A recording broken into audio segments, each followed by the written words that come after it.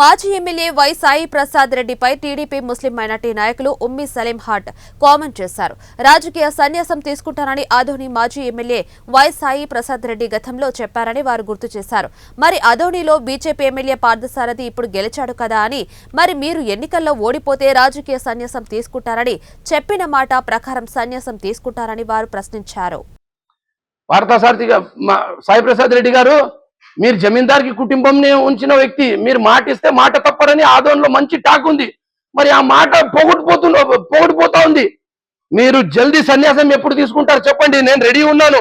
మీకు కలసము, మీ కాళేశం బట్టలు మొత్తం తీసుకొని రెడీ ఉన్నాను. ఎప్పుడు రండి, మీరు ఎప్పుడు సన్యాసం తీసుకునేది మాట తప్పదండి. మరి మీరు జమీందార్ వంశంకి మాట పోతుంది అని మీడియా ముఖంగా తెలియజేస్తున్నాను.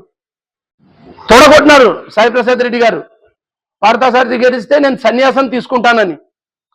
పార్థసారథిగా సాయి ప్రసాద్ రెడ్డి గారు, మీరు జమీందార్కి కుటుంబంని ఉంచిన వ్యక్తి, మీరు మాట ఇస్తే మాట తప్పరని ఆదోన్లో మంచి టాక్ ఉంది.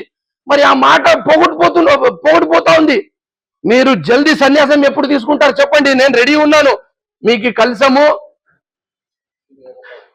మీ కాళేశం బట్టలు మొత్తం తీసుకొని రెడీ ఉన్నాను. ఎప్పుడు రండి, మీరు ఎప్పుడు సన్యాసం తీసుకునేది మాట తప్పదండి. మరి మీరు జమీందార్ వంశంకి మాట పోతుంది